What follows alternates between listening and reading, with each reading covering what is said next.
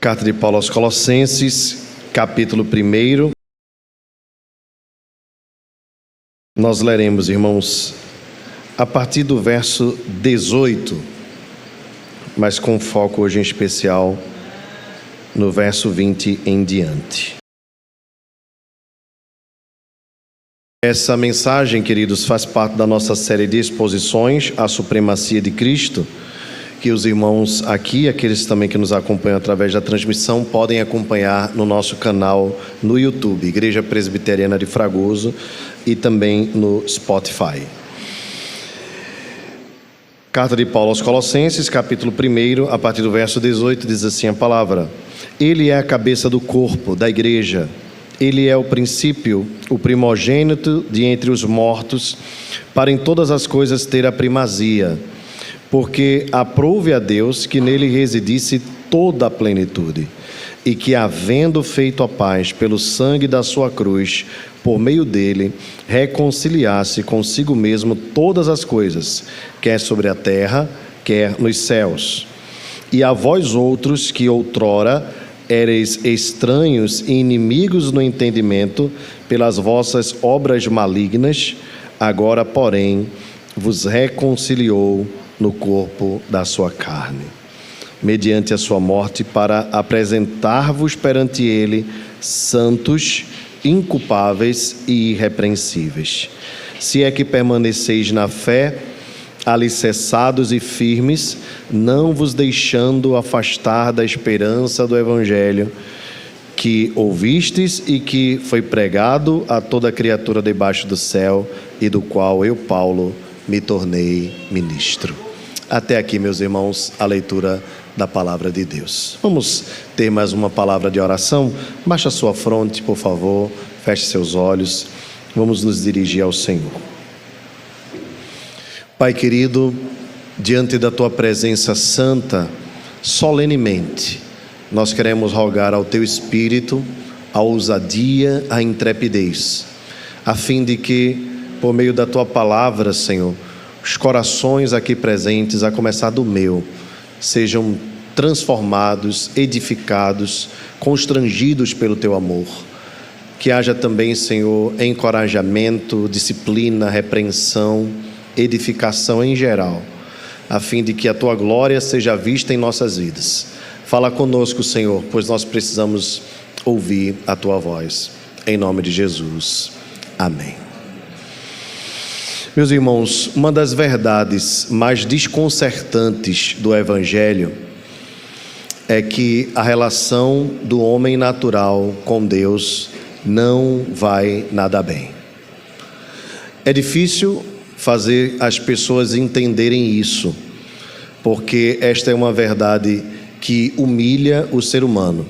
Naturalmente, o homem procura se estabelecer. Naturalmente, o homem procura, de alguma forma, se autoafirmar na vida, na sociedade, e nós somos ensinados a isso. À medida que formos crescendo, ganharmos autonomia, e isto é bom e é natural.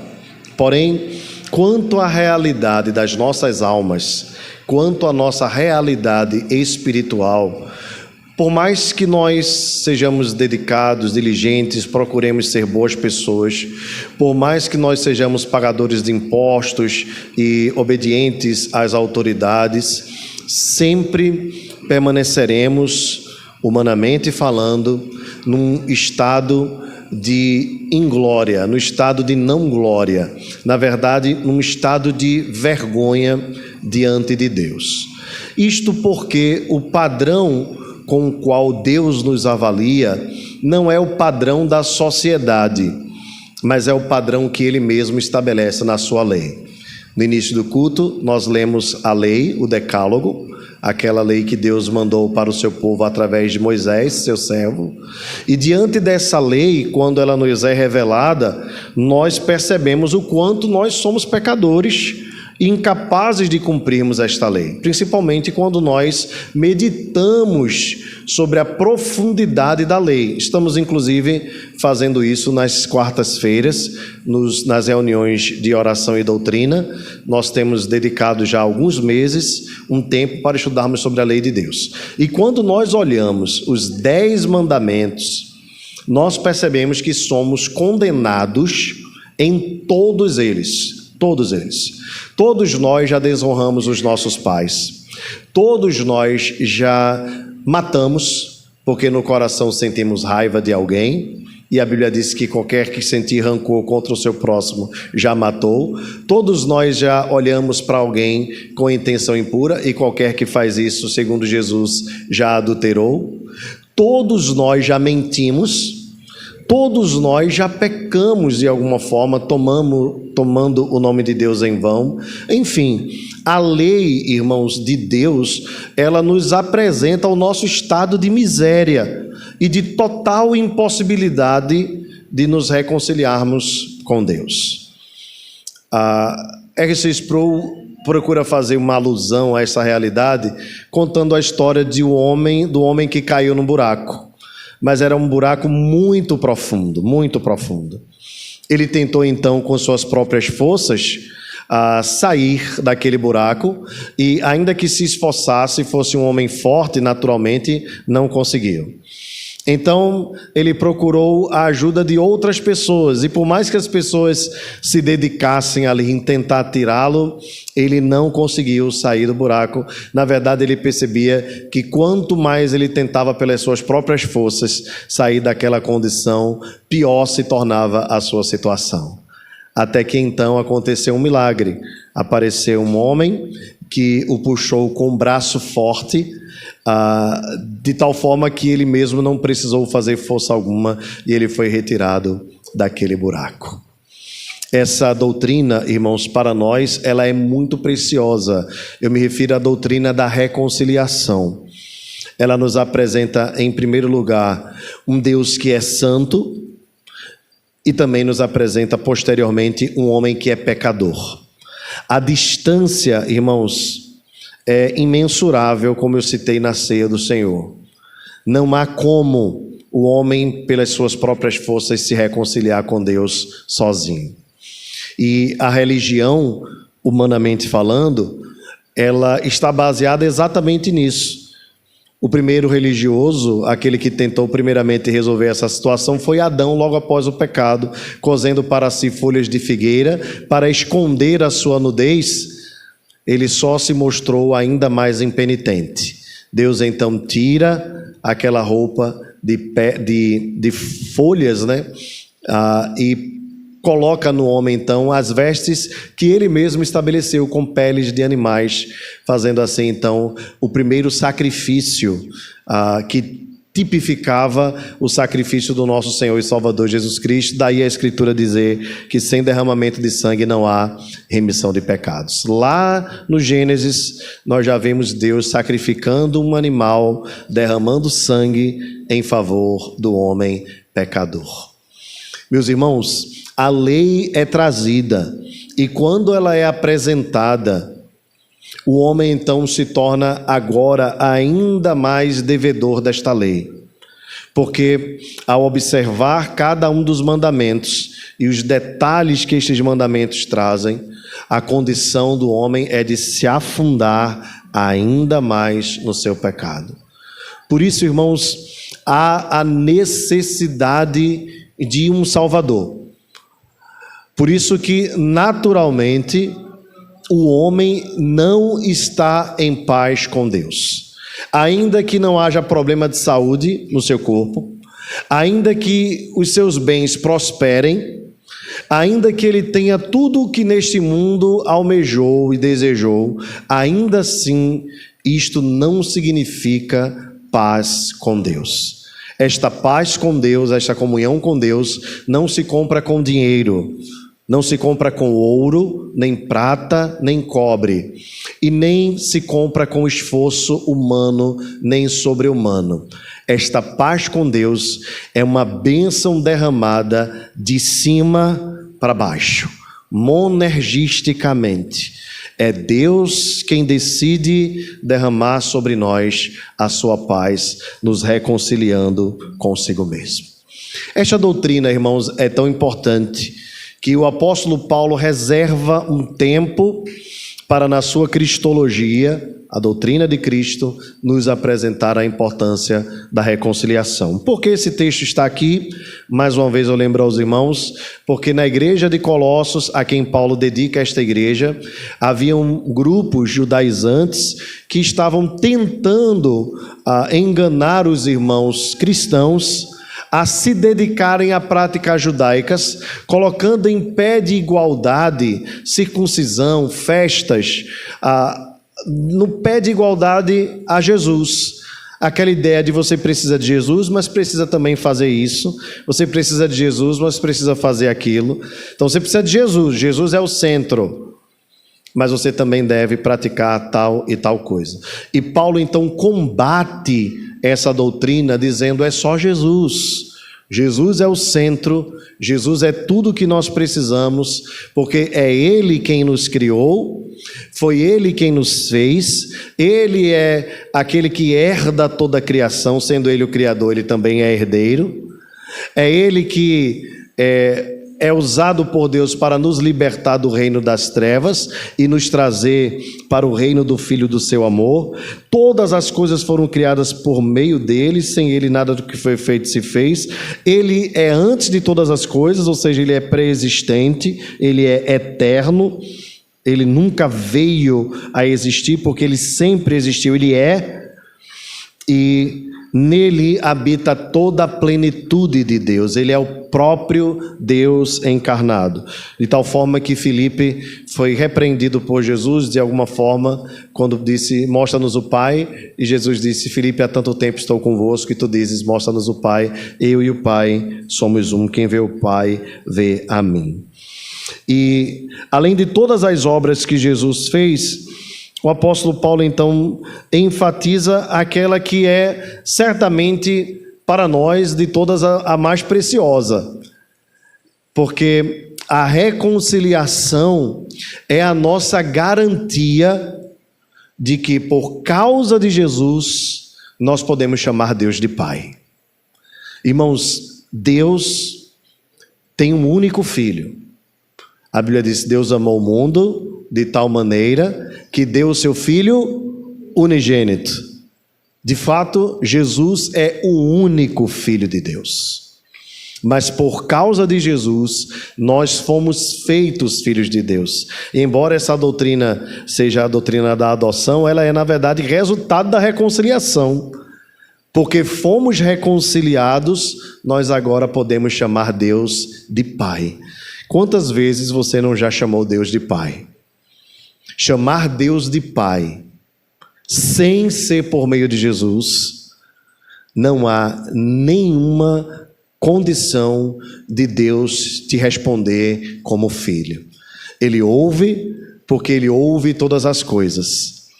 Mas a voz que agrada ao Pai é a voz do Filho. Não sei se com vocês que são pais é assim. Giovana tem as ecolalias dela, né? Então, de longe, eu já sei quando é Gigi. De longe. E talvez você, pai, mãe, pela voz, você já saiba quem é o seu filho, não é? Às vezes até pela pisada, né, irmãos? Pela pisada. A gente já sabe quem foi. Deus faz assim conosco. Ele criou todos os seres humanos, mas aqueles a quem o Pai deu a Cristo se tornaram filhos de Deus. Aqueles que receberam a Jesus foram feitos filhos de Deus. E o compromisso de Deus é um compromisso da aliança, é um compromisso do pacto. Portanto, Deus tem um compromisso, uma aliança, um pacto, um concerto com os seus filhos. E esta bênção da adoção nós só recebemos porque fomos reconciliados. Agora vamos entender aqui, irmãos, esse termo porque ele é um termo jurídico. Eu não sou jurista, mas não é um termo tão difícil de entender.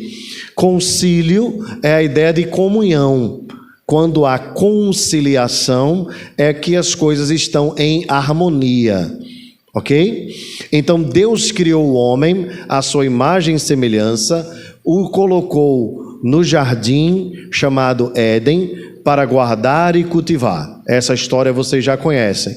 Criou também a mulher e os dois viviam ali no jardim em plena comunhão com Deus. Ao cair da tarde, o Senhor descia, encontrava-se com o homem, com a mulher e tinha comunhão com eles, e eles desfrutavam da presença preciosa e bendita de Jesus, ainda uma cristofania.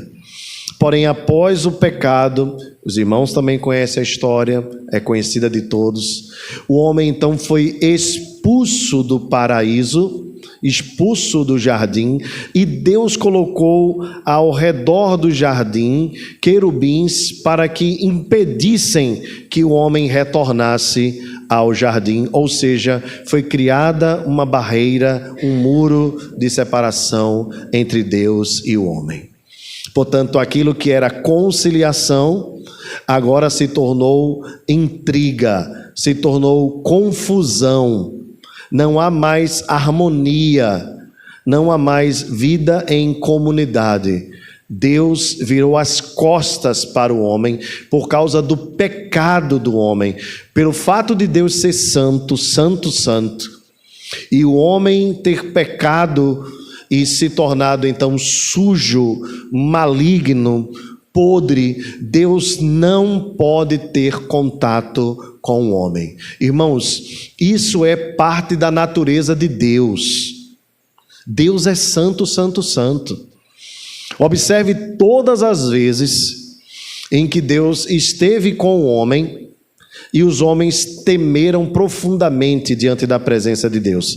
Lembre de Moisés, lembre de Isaías que disse: ai de mim, estou perdido, porque sou homem de lábios impuros, habito no meio de um povo de impuros lábios e os meus olhos viram o Senhor. Lembre de João na ilha de Patmos, que caiu como quem estava morto. Lembre-se que todas as vezes que Deus manifestou a sua glória, como por exemplo, quando acalmou o mar e as tempestades, e Pedro disse: Senhor, retira-te de mim, porque eu sou pecador. Lembrem-se, irmãos, que a glória de Deus manifesta é fogo consumidor, porque Deus é santo, santo, santo, e toda a terra está cheia da sua glória. E a sua glória está acima dos céus e mesmo abaixo da terra. Ele é santíssimo. A expressão santo, santo, santo é uma repetição para dizer que ele é santíssimo, excelso, augusto, magnífico, supremo, perfeito. Irmãos, Deus é puro. Ora, como é que nós conseguimos imaginar Deus, irmãos? Porque nós somos tão fracos, tão falhos, não é verdade? Coisas que são lindas e belas, nós conseguimos manchar, nós conseguimos tornar impuro aquilo que é puro. Nós somos terríveis por nossa própria natureza. Às vezes distorcemos conversas, às vezes, não sei se com você é assim, acredito que sim, pensamentos intrusos vêm, coisas sem sentidos, coisas que não agradam a Deus, sejam coisas ligadas à imoralidade, ou seja, à maledicência que nós não chegamos a falar, mas esteve na nossa mente. Seja um pensamento de desprezo para com o próximo, ou mesmo uma atitude egoísta, que às vezes nós conseguimos até mascarar, mas no nosso coração nós sabemos que está ali. Nós lidamos tanto com a nossa própria natureza caída, que nós nem conseguimos imaginar o quanto Deus é santo, santo, santo. Mas as Escrituras nos revelam isso. Em Deus não há uma mancha, nenhuma mancha. É por isso que no oferecimento do sacrifício para a reconciliação, no Êxodo, Deus disse: vocês devem escolher um animal macho, 6 meses, sem nenhuma mancha, sem nenhuma mácula. porque Deus queria, através daquele animal, apontar para alguém que viria sem mácula. Esse alguém, irmãos, é Jesus. Ele é o nosso reconciliador. É o nosso reconciliador. O grande erro da igreja cristã dos nossos dias, irmãos, tem sido levar a este mundo parte da mensagem do Evangelho. E parte da mensagem do Evangelho não é o Evangelho. Que Deus pode dar uma vida tranquila é parte do Evangelho, mas não é o Evangelho. Que Deus pode restaurar sua família, que Deus pode restaurar sua saúde, é lindo, mas é parte do Evangelho, não é o Evangelho. A parte mais importante do Evangelho, muitas vezes as igrejas têm omitido, porque ela, antes de levantar o homem, ela o ofende, ela o derruba.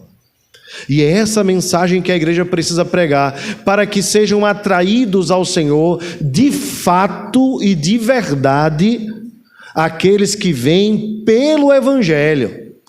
Porque as igrejas estão lotadas de pessoas que estão na expectativa de que o melhor de Deus ainda venha.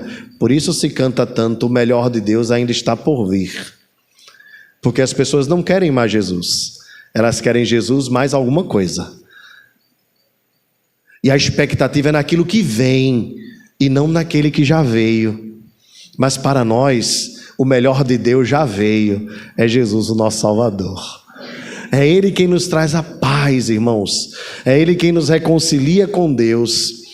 É Ele quem nos leva de volta ao jardim. É Ele quem nos coloca de volta diante de Deus por meio de um mediador santo e puro. Jesus, irmãos, foi enviado por Deus como este reconciliador. Agora pense num tribunal e pense num juiz justo, que é Deus, que ao mesmo tempo foi a parte ofendida. E pense nos réus, que somos nós. A situação, irmãos, é inevitável, é condenatória. Não há como absolver nenhum de nós. Por isso que na canção de Estênio Márcios, Acordo, alguns de vocês já ouviram, a gente já cantou aqui, ele diz assim: e quando chegou lá no céu, o sonho, na verdade, a canção O Sonho, diz que teve um sonho e quando ele chegou lá no céu, estava um anjo na porta e o anjo disse, pois não, ele disse, eu quero entrar, pois aqui é o meu lugar. E o anjo disse, eu não estou achando o seu nome nos nossos registros. Se ele disse, procure que meu nome está aí. E nessa procura o anjo vai lá dentro e diz assim, olha, eis aqui os teus pecados. E rola, né? O pergaminho. Se esses pecados são seus, ele diz, são os pecados que eu cometi. Então, como é que você tem coragem de vir a esta porta bater? Diz a canção. E aí então, o crente diz assim, apesar de toda a lista, né? Olhe bem no final, escrito com tinta vermelha, perdoado. E aí o final da canção diz, e ao som dessa bela palavra, aquele portão se abriu. Ah, meus irmãos, só pode ser assim. A porta da reconciliação com Deus está fechada para o homem natural. E nós não temos a chave para abrir. E é madeira de lei. E a porta é alta, é intransponível. Você deve lembrar da história do peregrino. Se você não lembra, procure ler o livro, procure assistir o filme, você vai gostar. Mas a história revela exatamente essa realidade. A porta está fechada. É necessário uma intervenção externa. É necessário uma intervenção divina. É necessário um milagre para nós sermos reconciliados com Deus. Sabe por quê, queridos? Porque no que dependesse de nós mesmos, nós permaneceríamos na mesma situação. Porque a nossa vida de prazer no pecado era o caminho comum, era a nossa trilha natural. Nós não tínhamos prazer nenhum em Deus, nem anseio nenhum em Deus. Não fomos nós que o escolhemos, foi Ele quem nos escolheu. Foi Ele quem veio ao nosso encontro, como foi ao encontro de Paulo no caminho de Damasco. Foi Ele quem abriu o nosso coração, como abriu o coração de Lídia lá na cidade de Filipos. É tudo dele, irmãos, tudo vem dele, a glória é dele. É Ele quem nos aceita, é Ele quem nos lava, é Ele quem nos traz de volta para casa, é Ele quem põe vestes novas em nós, é Ele quem nos faz assentar à mesa, é Ele quem nos chama para a ceia, é Ele quem nos chama de filho, é Ele quem nos guarda até o dia final, é Ele que é poderoso para guardar o nosso depósito até o dia final. Tudo é dele, toda a glória é dele, é Jesus, só Jesus, só Jesus. É isso que Paulo, irmãos, quer que a igreja de Colossos tenha na sua mente. Há outros textos em que o apóstolo Paulo fala sobre reconciliação e talvez trate até mais profundamente o tema. Mas o que os irmãos de Colossos precisavam entender é que se eles são de Cristo hoje, é porque foram reconciliados pelo sangue bendito de Jesus, que derramou sua vida por nós no Calvário. Meus irmãos, qual a importância disso para nós? Paulo faz algumas aplicações. Paulo diz assim: para apresentar-vos perante Ele, santos, inculpáveis e irrepreensíveis, se é que permaneceis na fé, alicerçados e firmes, não vos deixando afastar da esperança do Evangelho, que ouvistes e que foi pregado a toda criatura debaixo do céu, e do qual Paulo eu me tornei ministro. 3 aplicações práticas aqui bem objetivas. Ele nos fez santos, e aqui, irmãos, tem a ver com o fato de que Deus nos separou para si. Inculpáveis, isso tem a ver com o fato de que não há em nós mais nenhuma condenação. Toda a culpa, todo o peso que caía sobre nós foi anulado, mas não foi anulado porque Deus teve uma amnésia. Foi anulado porque Ele lançou a nossa culpa sobre o seu próprio Filho, Jesus Cristo.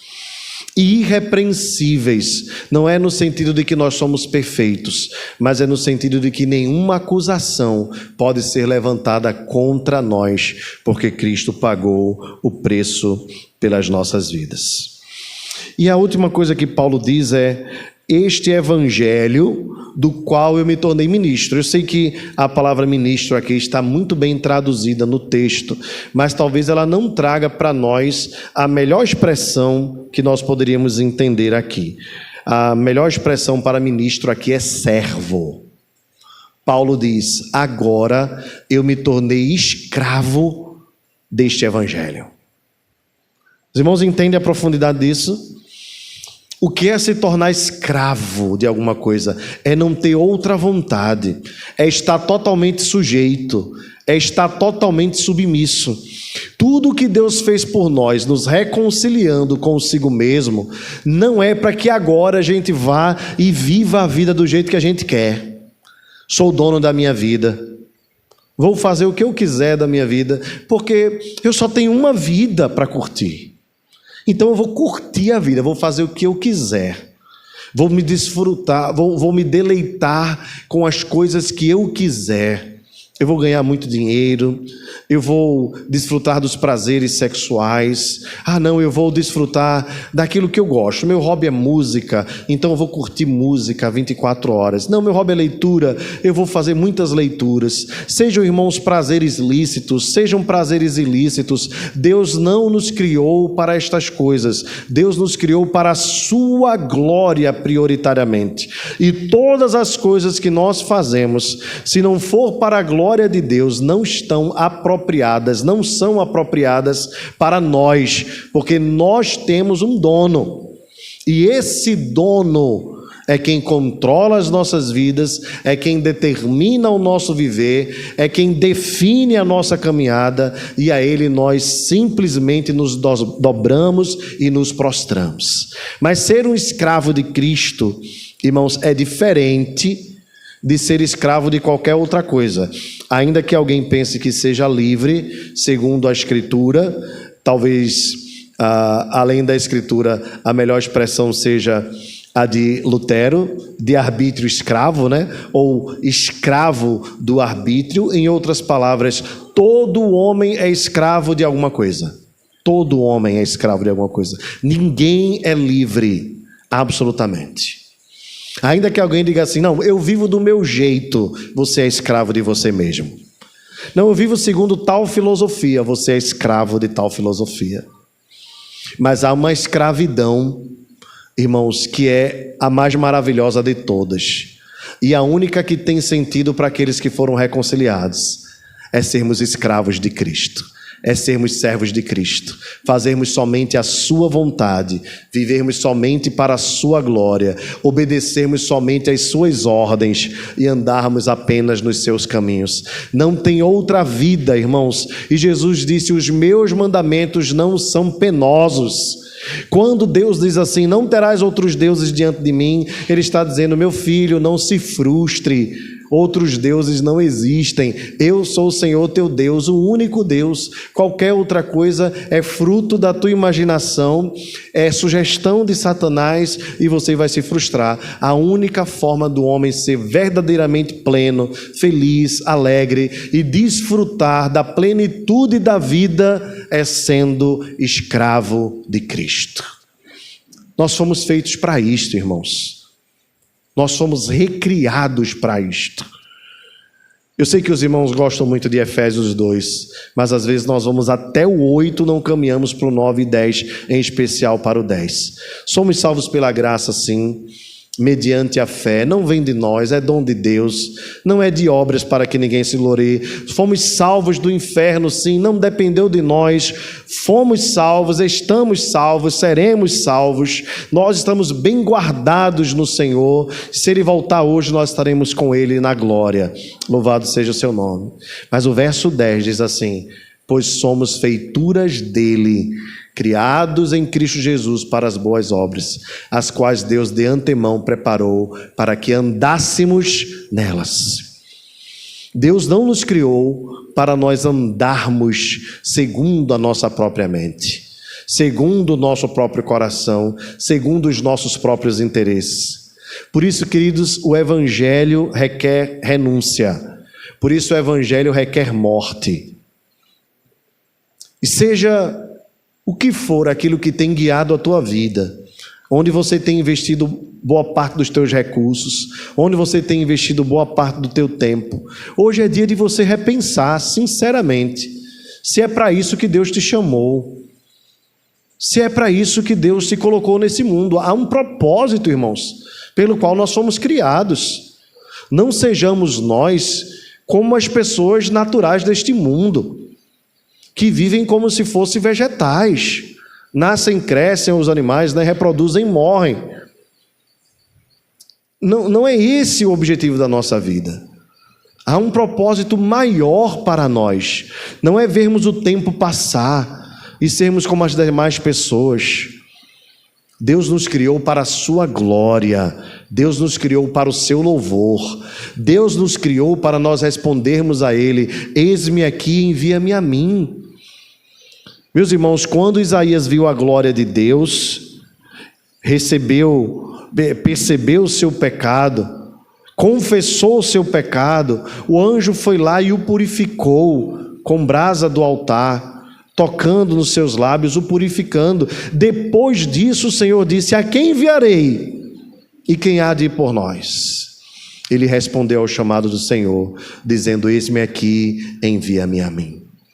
Se você foi purificado, se você foi santificado, se você estava perdido como Isaías, assim como eu também estava, e foi reconciliado para poder estar perto, próximo do Deus da glória, você deve perguntar, Senhor, o que tu queres da minha vida?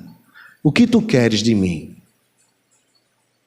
Qual o sentido da minha vida? Qual o propósito da minha vida? E há muitos propósitos.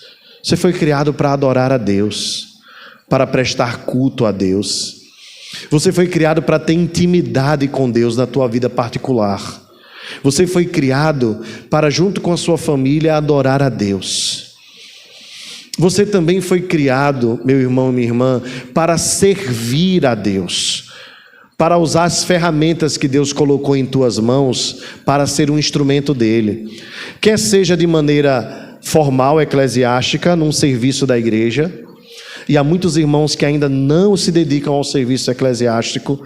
Eu queria nesta noite convocar você a se colocar à disposição do Senhor. Senhor, eu quero te servir, quero trabalhar para o Senhor, quero usar as ferramentas que o Senhor me deu.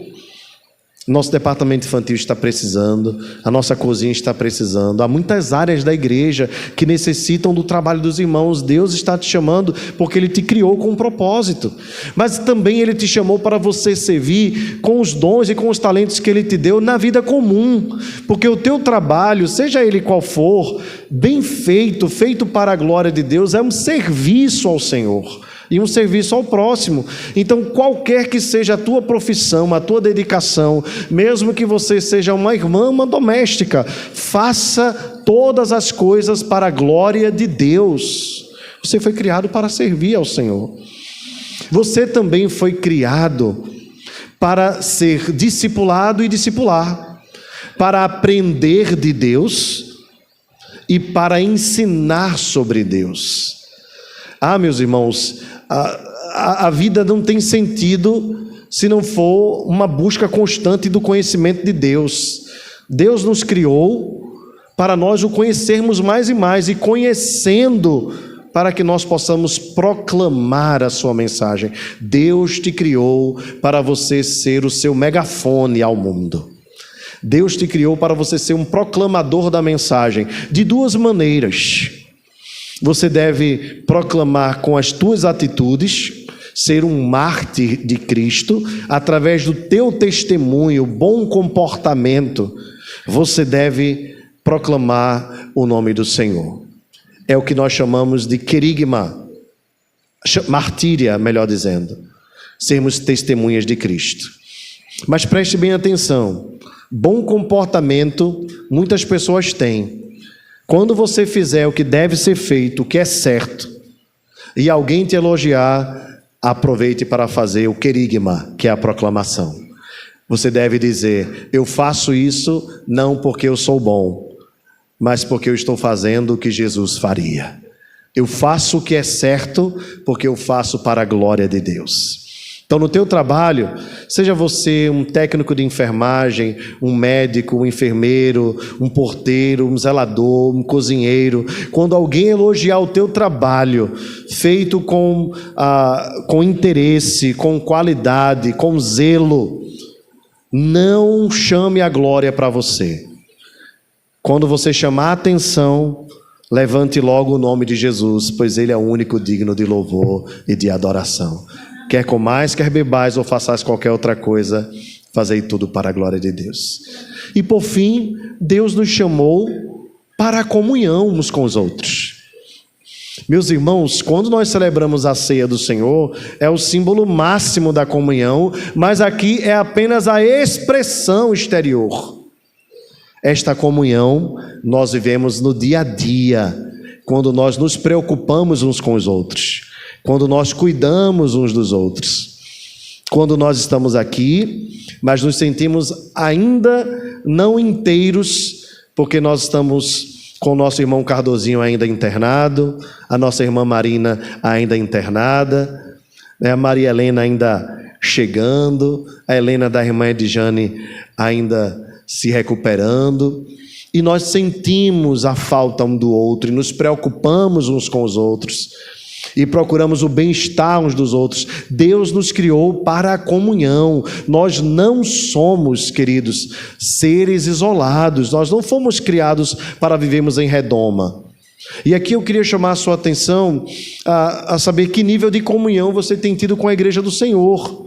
Porque o evangelho para o qual nós fomos chamados, ele não nos dá o direito de nós ficarmos na superfície da igreja.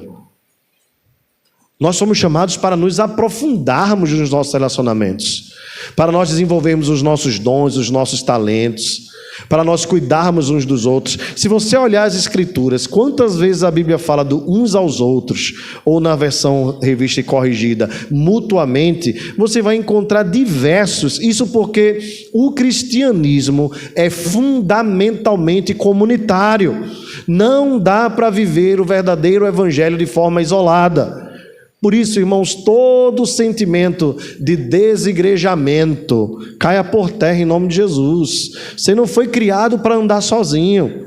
Jesus não veio salvar uma pessoa, Ele veio salvar uma igreja, que é o seu corpo. Então viva o corpo de Cristo. Mas na igreja tem muito problema. O primeiro sou eu e é você. Nós somos o problema, porque nós temos problemas, mas nós não estamos aqui levantando os nossos problemas, nós estamos aqui levantando o nome de Jesus, que é maior do que os nossos problemas e as nossas diferenças. Por isso a igreja é o melhor lugar para se viver, é o melhor lugar para se criar os filhos, é o melhor lugar para se aprofundar relacionamentos, é o melhor lugar para se arrumar um namorado, para se arrumar uma namorada, é o melhor lugar para se desenvolver amizades, para andar juntos, para caminhar juntos, porque Deus nos chamou para a comunhão em Cristo, e tudo é por Cristo e em Cristo. Amemos-nos uns aos outros. Esta foi a ordenança do Senhor. Então, se até hoje você se sente sem propósito, saiba aí que você tem pelo menos 5 propósitos: adorar a Deus, ser discipulado pelo Senhor e discipular outras pessoas ensinando, viver em comunhão uns com os outros, servir com os dons e talentos e evangelizar, proclamando a mensagem do Senhor através da vida, mas também das palavras, para que todos saibam que Jesus Cristo é o Senhor. Paulo diz: eu sou escravo disso, mas eu sou o escravo feliz, eu sou o escravo satisfeito. E meus irmãos, nós estamos falando de Paulo, o homem mais importante da história da igreja, criado aos pés de Gamaliel, inspirado pelo Espírito Santo ainda mais. Paulo sabia muito bem do que estava falando. Recebam então a exortação do Espírito através do apóstolo Paulo, e eu, como ministro exterior, também louvo a Deus, irmãos, por estas verdades serem realidade na minha vida, e também sei que na vida de muitos outros irmãos desde a infância. Pois não tem, irmãos, bênção mais preciosa do que ser protegido pelo Evangelho. O Evangelho nos livra das frustrações que esta vida nos oferece, porque é só frustração. Mas no Evangelho nós encontramos a reconciliação com Deus e todas as bênçãos decorrentes desta reconciliação. O homem caiu no buraco, o buraco profundo, incapaz de subir. Ele estava se afundando até que o Senhor estendeu a mão e o resgatou do buraco. Eu e você somos este homem, a igreja é este homem que foi resgatada do buraco, da perdição, da maldição, do inferno, para viver em reconciliação com Deus. Reconciliados com Deus agora, vivamos em comunhão com Ele, vivamos para a glória dEle, pois não há outro sentido. Paulo diz: eu me tornei escravo, essa agora é a minha vida. Que o Evangelho seja a minha vida e a sua vida. E se qualquer coisa hoje, em nome de Jesus, queira te afastar 1 milímetro sequer destas verdades do Evangelho, que caiam por terra agora em nome de Jesus. Que o Senhor repreenda agora qualquer laço maligno, qualquer intenção demoníaca de te tirar dos caminhos do Senhor. Pois, meus irmãos, terrível coisa é cair nas mãos do Deus vivo. Melhor estar reconciliado com Deus, pois reconciliado com Deus nós temos paz. Ao contrário disso, quem ainda não está reconciliado está em guerra com Deus, e o seu destino é o inferno que arde com fogo e enxofre. Mas nós louvamos a Deus porque fomos reconciliados. E o apóstolo Paulo diz: e recebemos o ministério da reconciliação. É por isso que nesta noite nós proclamamos e gritamos aos corações e às almas, em nome de Jesus: reconciliem-se com Deus por meio de Jesus. Ele é a nossa paz. Amém. Vamos nos colocar de pé, irmãos, em nome de Jesus.